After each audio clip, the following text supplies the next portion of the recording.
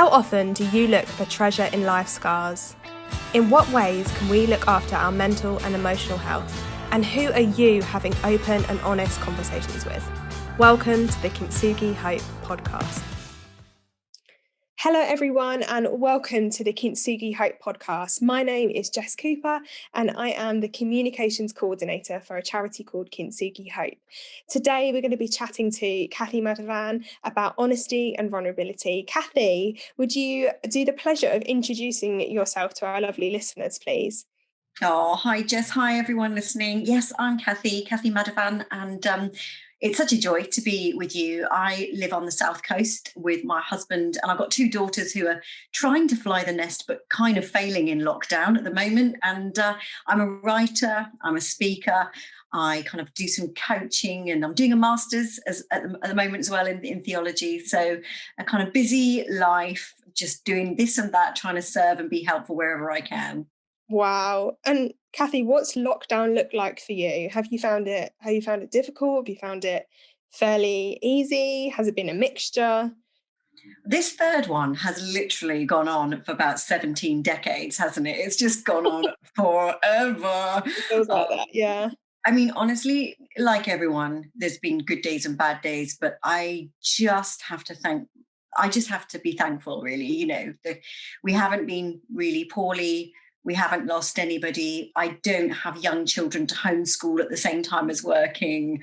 I think people who are doing that kind of stuff, I just take my hat off. So it's just being aware of what you are grateful for, really, I think helps you to get through some of the challenges. And yeah, I mean, there've been quite a lot of challenges. A lot of work disappeared overnight because my work is events based, often speaking at events, and selling books when all the bookshops are closed isn't easy. But actually, you know, people are amazing, and we've all found ways to adapt and to try new things, and that's been good.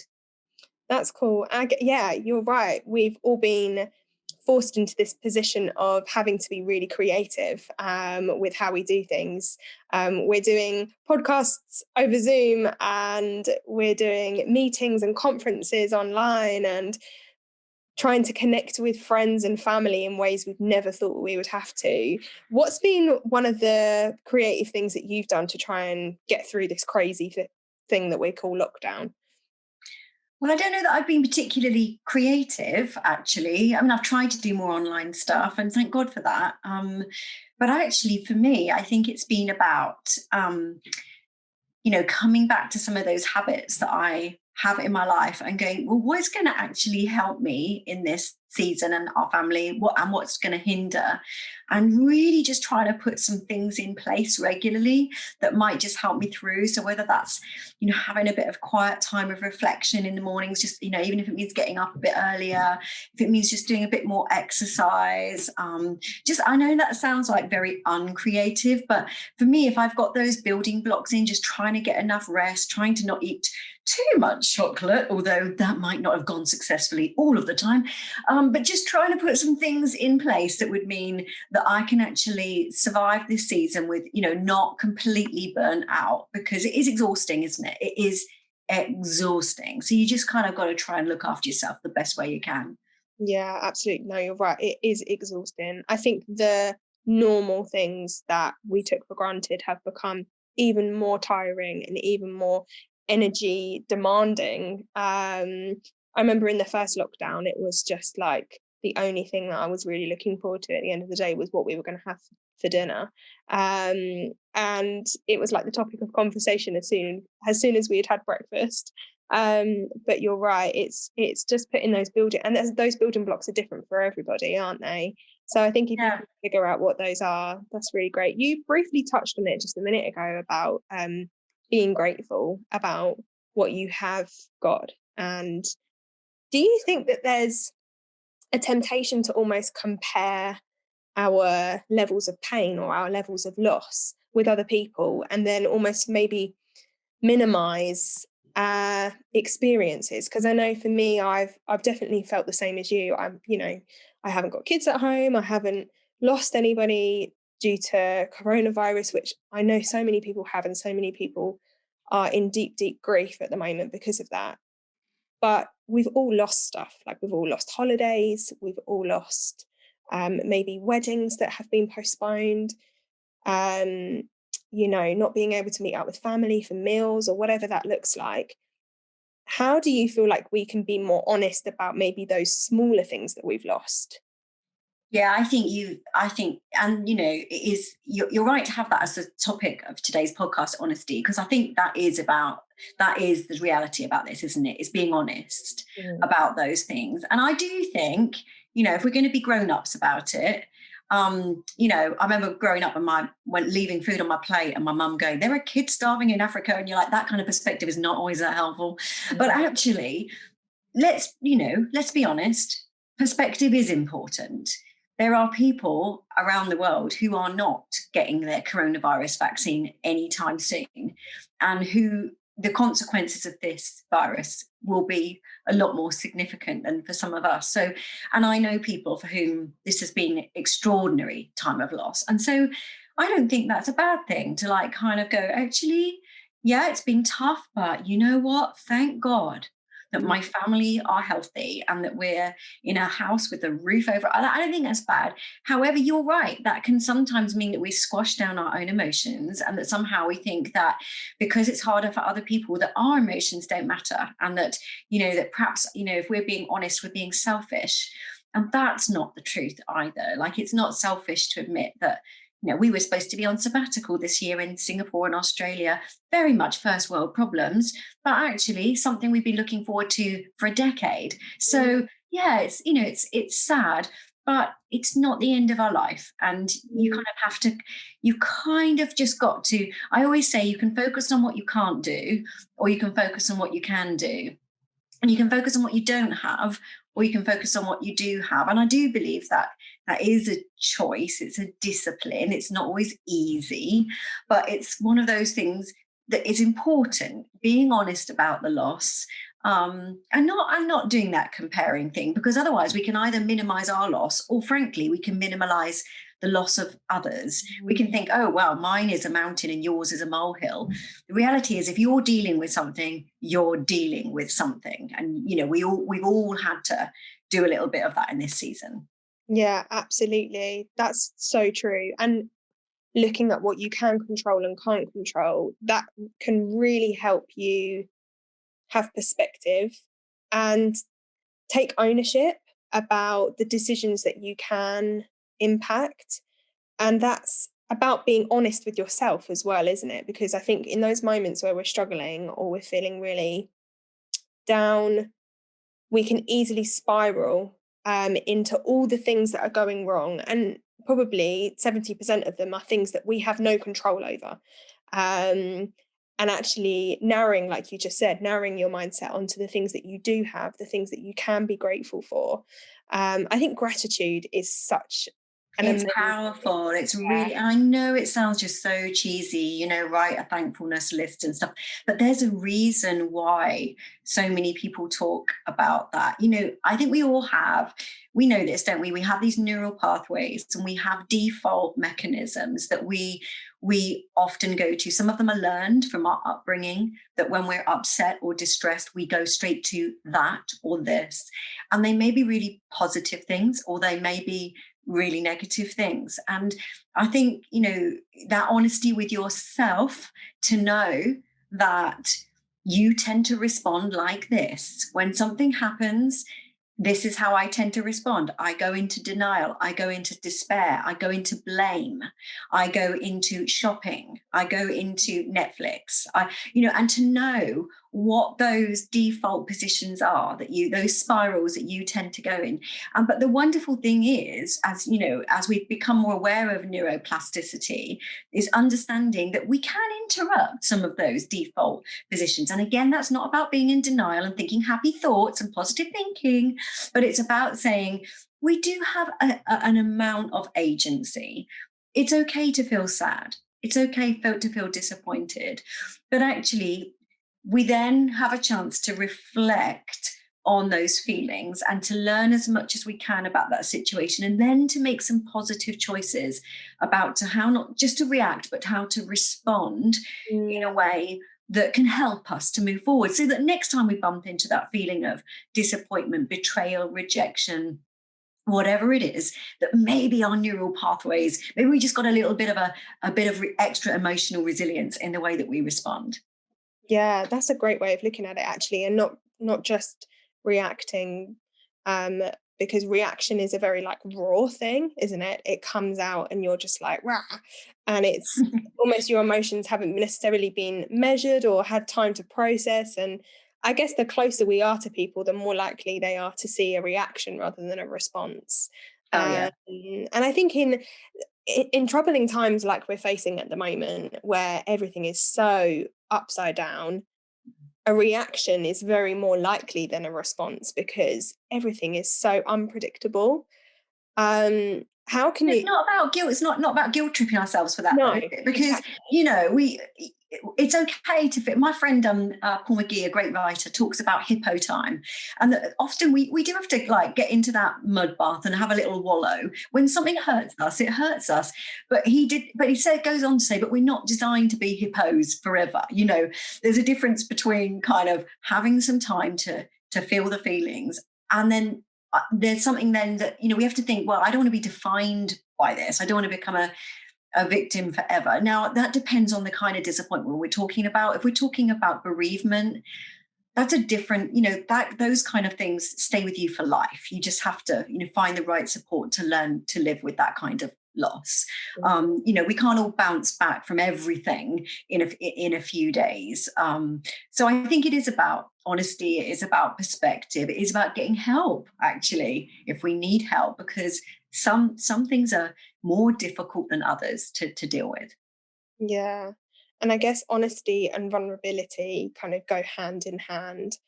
How would you describe the difference between those two things, if you would say there is a difference? Well, I think there is a difference. I think I kind of think of honesty in the sense of transparency, of that sense of integrity, that what you see on the facade is the same at the back of the building. That there's a sense in that you can see through that there's not a deception going on behind the surface, that we are who we say we are, and that we'll be honest, we won't deceive, and that we're truthful. We know our own truth. We speak truth to ourselves and we speak truthfully to others. Vulnerability, I think, is slightly different in the sense that we're not indiscriminately honest with everybody all the time about everything. Honesty doesn't mean always speaking everything to everybody. So vulnerability is about choosing the safe places in order to speak some of the truth that you might not share with everybody. It's not that you're hiding from everybody, but we're wise, aren't we, if we choose places to be vulnerable about the truths that are slightly closer to our hearts. Yeah, absolutely. And our relationships will differ depending on how vulnerable we are. And you're right, there'll be places where we feel safe to be, and I guess that's a key thing, isn't it? You have to feel safe to be vulnerable. And vulnerability breeds vulnerability. So if you're vulnerable with me, I'm more likely to be vulnerable back, because it creates that safe space between two people or a group of people. Why do you think necessarily, particularly within the church culture I've experienced on a Sunday morning, if we go back to when we were actually able to go inside over coffee Those time? heady days. Oh, I know. Um, how like common it was over coffee for somebody to go, "Hi, how are you?" And I think we can all fill in the blank. "Oh yeah, I'm fine," or "I'm good," even if that person isn't.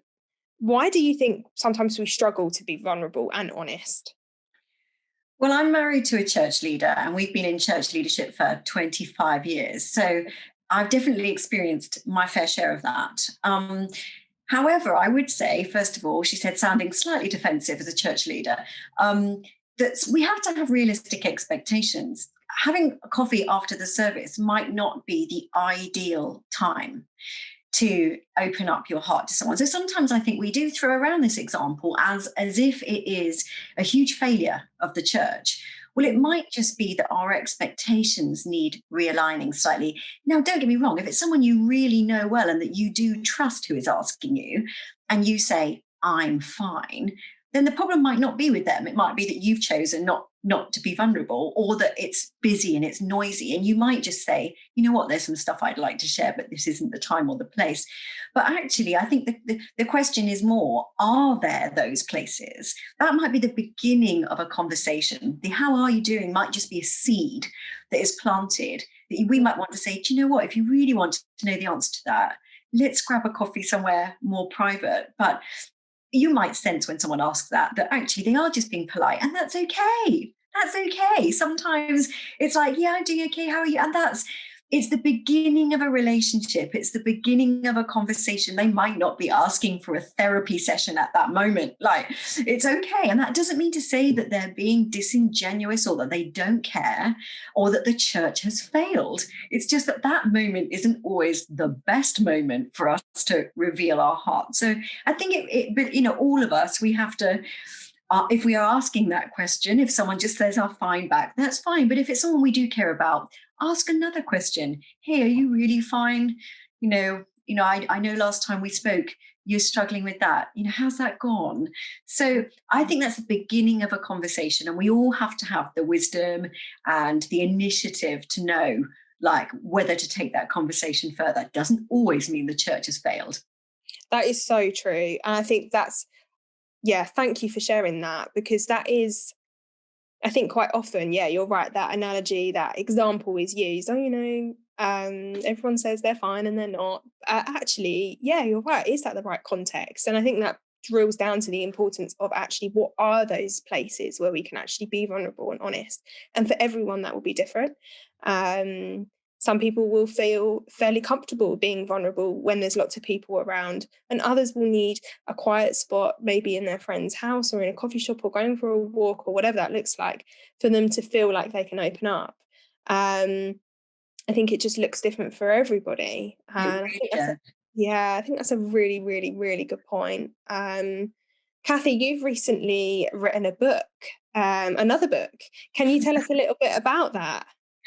Yeah, I've released a couple actually over lockdown, which has been not ideal in one sense, but on the other hand, irrepressible, particularly, which is 12 Principles for a Courageous, Resilient and Fulfilling Life. In one sense, terrible time to release a book, but in the other sense, and I know my heart actually is very much aligned with Kintsugi Hope and what you guys are doing. And I think my book, I've chatted to, Patrick about his book and your work. I think there's such a lot of synergy there. I really care about resilience. Mark and I have experienced a lot of challenges in our life, and Mark has lost his eyesight. He's blind now. We've had lots of ups and downs in life. And really, I just wanted a book that would gather some of that honesty, but also hopefully some principles that people, both inside the church and outside, it's kind of written with kingdom principles, but applicable anywhere. It's great to see it being used in like the education sector as well as churches. It's really thrilling for me.